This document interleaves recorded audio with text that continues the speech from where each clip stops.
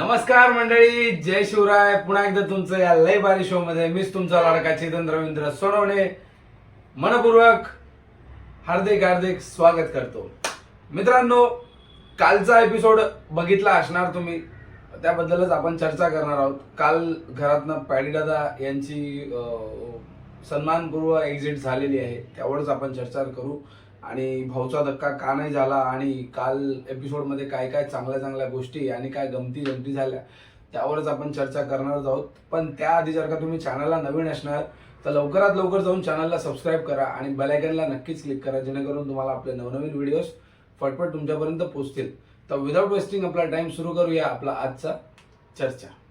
तर मित्रांनो, काल भाऊचा धक्का, सॅटर्डे संडे भाऊचा धक्का असतो. पण रितेश दादांच्या काही कमिटमेंट्स आहेत. त्यांची एक मूवीचा शूट चाललाय. तुम्ही प्रोमो बघितला पण असणार, ट्रेलर आलेला त्यांच्या मूवीचा 23 तारखेला.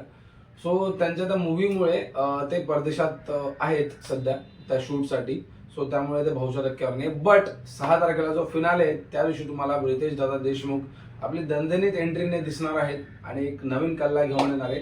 कारण 6 ऑक्टोबरला आपल्या बिग बॉस मराठीचा ग्रँड फिनाले आहे. आणि ग्रँड फिनालेसाठी कोण कोण तुम्हाला वाटतं की फायनलिस्ट, एकदम फायनल म्हणजे टॉप 2 मध्ये तुम्हाला बघायची इच्छा आहे, याची कमेंट मला तुम्ही नक्कीच सांगा. तर विदाऊट आपण सुरू करूया. रितेश दादा तर बाहेर आहेत, पण भाऊचा धक्का होणार हे कन्फर्म आहे.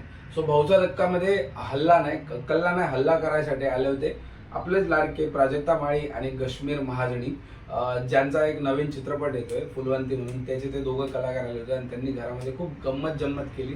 त्यासोबतच चला हवा आहे उद्याचे कलाकार, काही कलाकार आलेले होते, ज्यांनी निक्कीची, वर्षाताईंची, जान्हवी, त्यानंतर डीपी दादा, पॅडी दादा यांची सगळ्यांची ऍक्टिंग करून दाखवली.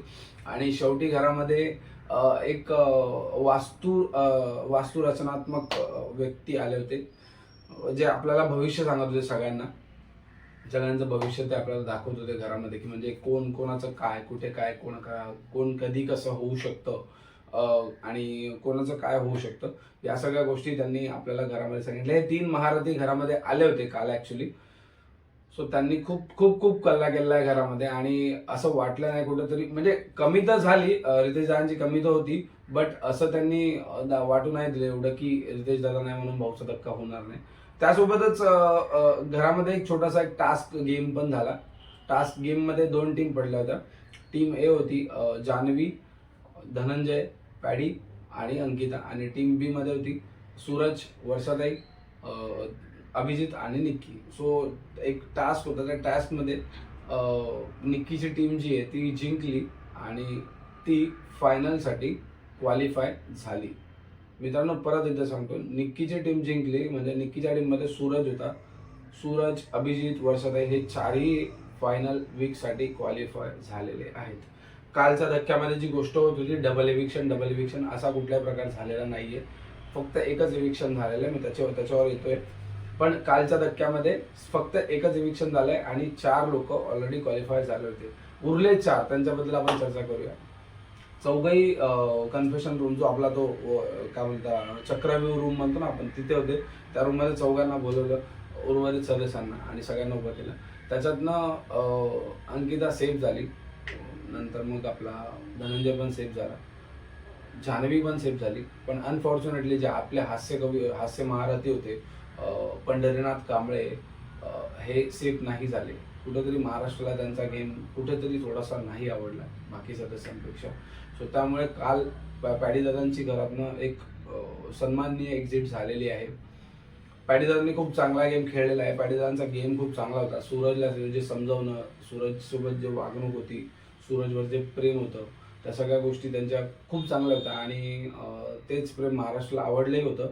पण कुठेतरी त्यांचा एक इंडिव्हिज्युअल गेम कुठेतरी थोडासा कमी पडत होता. त्यामुळे पॅडी दादांची काल एक्झिट झालेली आहे. बाकी गेम तर चालूच राहणार आहे. टॉप 7 आपल्याला आता भेटलेले आहेत. टॉप 5 आपल्याला पुढच्या 2 दिवसामध्ये भेटतील. मी एक लाईव्ह ट्रेंड्स तुम्हाला सांगणार आहे. उद्याच्या व्हिडिओमध्ये तुम्हाला मी लाईव्ह ट्रेंड सांगेल, कोण कोणत्या पोझिशनवर होल्ड करतंय याबद्दल आपण उद्या चर्चा करणारच आहे. आजच्या व्हिडिओमध्ये तुम्हाला थोडासा कल्ला एक्स्ट्रा बघायला भेटेल. अंकिता आणि अभिजितमध्ये वाजलेला दिसणार आहे तुम्हाला. आणि घरामध्ये आता लोक प्रोॲक्टिव्ह होणार आहे, कारण शेवटचा हप्ता आहे.